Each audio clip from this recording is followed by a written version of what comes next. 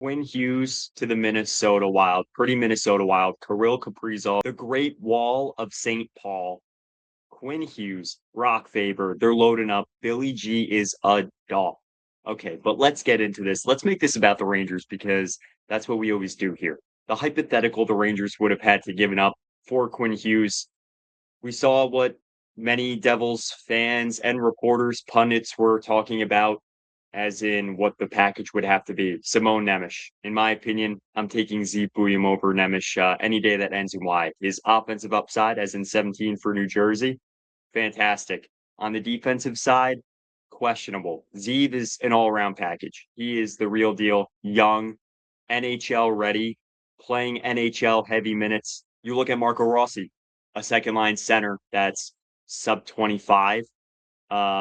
Ogren, the first rounder that they got as well, that just adds to the deal in 2026, a year where if you're Vancouver, I don't know all the protections yet, but you're looking at that lottery and saying, all right, let's take our shot in the top five. Let's hope that we're getting there, especially since it's clear Vancouver's rebuilding now. If the Rangers were in the situation where they are all making an offer, I'm sure, maybe, possibly, Chris Drury, Drew Fortescue, Gabe Perreault, Adam Fox doesn't cut it to me. He's 27. He's a player that, if you're Vancouver, in their prime right now, yes, but if you're building towards the future, Zeev is a few years younger, are projecting that his ceiling could be higher than that, than we've seen of Fox, which right now is a 70-point defenseman, surgical, intelligent, overall not very physical. Zeev brings that as well from the back end. Fortescue is a B tier prospect. He's not in that A tier like Zeev or the other defensive prospect that was in this deal. And if you're looking at Gabe Perreault, the Rangers don't really have players like that in the pipeline that are just skill playmakers. And with the criticisms on their development, I think it would be potentially the camel that breaks the straws back with everything with Chris Drury. This was his draft pick in 2023 after a failed super team, losing to New Jersey that season. The Canucks offer was virtually the best you could get in the league. There were a lot of conversations about what teams could offer. Obviously, if they're going to try and bring Hughes to New Jersey, they're likely not giving up Luke, who has the flashes of brilliance on offense, struggles at times on defense. He reminds me of Keandre Miller, almost like maybe at a level up. Nemec just talked and touched upon how I think Simone Nemec, Minnesota's offer on the table. Z Bouillon is the real deal. He is the player you want. In return, if you're going to swap your seventh overall pick from 2019, captain, arguably the player that for the Vancouver Canucks franchise would become the best defenseman in their franchise history, no doubt, if he remained there for the entirety of his career. This deal inadvertently saved the Rangers. And here's why. New York Rangers would have to face Quinn Hughes at most likely and potentially 8-year deal for Quinn. He would want to come because of his brothers. That was the narrative I started to truly believe. When is it? When is the point where Quinn Hughes becomes a New Jersey Devil? That did not happen last night. Is the seat warm for Tom Fitzgerald? Tom Fitzgerald has handed out some no-move clauses to depth players, has acquired depth that hasn't panned out. The Andre Palat move has been criticized for years. Nemec not getting the minutes because of a clogged defensive end has been a point of criticism. And now with Jack Hughes out, for a player to come in as support, almost as run support if there's an injury, because behind Nico Hischier, behind Jack Hughes in that 1-2 hole at center, there's really no depth behind that at the center position, and they don't feel like they have more players that they can rely on. The conversation's been around Steven Stamkos, Ryan O'Reilly.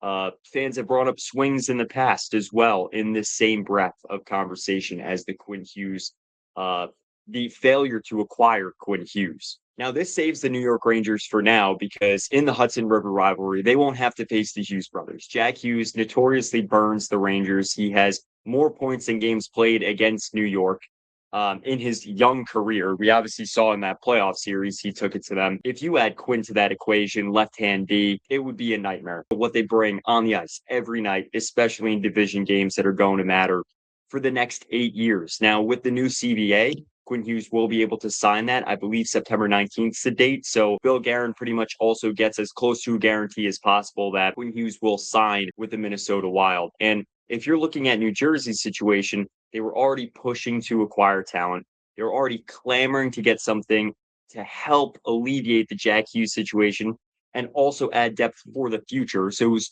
a twofold situation with the Hughes injury, with the knocks on Fitzy. Enemy of my enemy is my friend. Escape a Quinn Hughes to New Jersey hypothetical, which I'm a brother. I'm close to my brother. He's been on the show before on our Puck Talk CS podcast. If my brother is playing for a team that is knocking on the door, that's had one playoff series win in this Jack Hughes era, and you believe there's a lot more in the tank, they've been talked about as the same potential like the Leafs for years. When is the breakthrough? We've been waiting for that. If you acquire Quinn Hughes, that pretty much automatically puts them not only in the playoffs this year, but in contention from here on out as a power in the Eastern Conference. We saw the conversations in New York with Mika Zibanejad last year and the rift with the leadership in the organization, as in general manager Chris Drury. We saw that from Kreider in years past as well. You're looking for some help, and now it's your own blood and brother. I'm not going to go as far to say it's to drum up drama and to make things up, but I just know from my own life, I had the chance to play with my third brother and have all three of us together in the same organization. And there was a shot at this, a very realistic shot. I would be upset. I would be upset. And I also think that if you're Jack, although he's on the IR right now, does this make you question how you view where the organization's headed? If it's not acquiring my brother who's a superstar, then who is coming in? What is the next move? And I think that's what the Devils are anticipating. Now, Mike Rupp had said on the Tri-State Hockey Pod, when you're the players in the room, you're thinking about, well, I don't want to lose my spot. I actually don't know if I want that move to happen because I'm in my position right now, and you know that you could be the next guy out, then you're thinking about that. Even though Nemish is young, maybe he's going out and playing just hockey every night and scoring those clutch goals. I'm not really getting the minutes here. I could be a top guy, and the New York Rangers saw that with Capo Caco. If you're Jack Hughes, do you think to yourself, well, we could have, we really could have taken a swing here for my brother. Now what? 34-plus-year-old Steven Stamkos? Ryan O'Reilly, who's more on the other side of the back nine now? All in all, this magnifies a deeper issue with the Devils right now, which is depth, no move clauses that were handed out. We saw that in New York too. This is only magnifying frustrations from the fan base overall. And I think although New Jersey missed on this opportunity, there still are opportunities to get better. Jack is still young. He's on the IR right now, momentarily.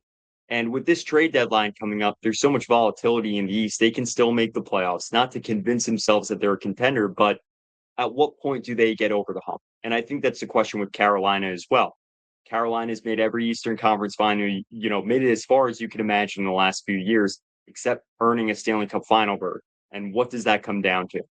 Most teams had geared up to play Florida. Florida is in the mix, but they're not leading the mix right now. They're not leading the East.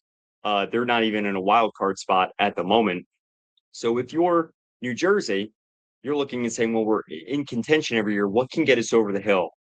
And that's why most are anticipating a big move. Markstrom hasn't worked out as well this season, so his play has dropped off. Timo stepped up, but Timo hadn't for a number of seasons. He was really in that 50, 60 point range. So New Jersey needs that big move. Quinn Hughes easily could have been that big move. Something that's similar, though, among the peanut gallery on the internet is that the New York Rangers situation I see as a little bit similar to New Jersey. A general manager that's acquired depth that hasn't necessarily panned out. Those character players become criticized. We've seen Connor Sheary be criticized. We're seeing in New Jersey how players are being criticized left and right that are depth pieces, right? Andre Palat was the name guy I mentioned before, so he's a prime example of players that just haven't totally panned out. Fan base can't see that. They can't see that from outside the locker room, and maybe they haven't seen that translate on the ice either. But I see this as players' execution. If Jack Hughes is out, that is not on Fitzgerald to somehow replace that. You can't. Jack Hughes is not a replaceable player. We saw that with Adam Fox. The sum of the parts can get you over that, right? With Jack Hughes, it seems like it might be until the Olympic break. You can't replace that scoring. The hardest thing to find in the NHL is scoring, and you can't just replace that. Would Quinn Hughes be a huge boost? And then when Jack comes back, it's pretty much an addition or a trade deadline-like addition to your group? 100%. I see both sides. I see how with the New York Rangers, There are players that shouldn't be in their roles right now, like the first line or the second line winger, when you have talent or talented youth. But at the same time, as Arthur Staple had said on Tri State Hockey, these are veterans. These are guys that are professionals. There is a line, college hockey, playing at a more professional like level. It's not an 82 game NHL season where you're matched up against the best talent in the world every night. So I do see similarities between both sides. And overall, I think the Quinn Hughes trade bombshell, Billy G with a huge move. The Rangers kind of step out of the way of a huge ICBM missile that could have come their way in the Hudson River rivalry. They never would have landed a player of this caliber, or even if they made the offer, it was not going to be as good as Vancouver's. The Canucks offer was fantastic. I think what's being overlooked is what the Canucks got in return. Fans are not happy with it, but if you're rebuilding, you don't need every domino to hit. You don't need every move to fall your way. I think Zeev Buium as a return is as good as you could get in the NHL. Even with the New York Rangers with 2 first rounders, the first rounder wasn't what Vancouver needed. Vancouver needs young talent now, and they had Marco Rossi and Zeev readily available.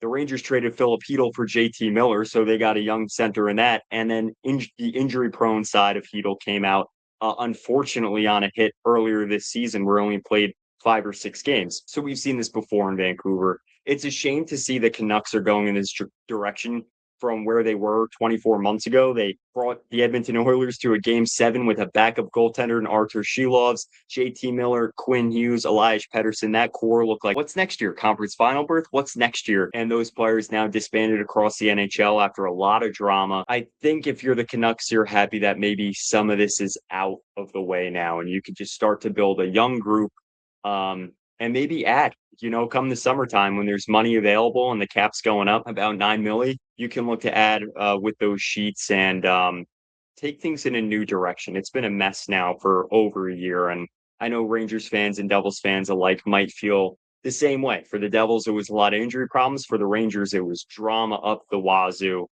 Kind of the Barnum and Bailey circus at MSG the last 1.5 seasons, so full year. I'm excited to bring the Mugno notebook to you. Steve, with his finals and everything, I decided, this was a time that I tried doing some solo stuff, and he'll be back. We're doing the podcast next week. We're going to keep the content coming. He'll be on a lot more, but I want to try doing some news and doing a little notebook action on here with the podcast page. So thanks for tuning in.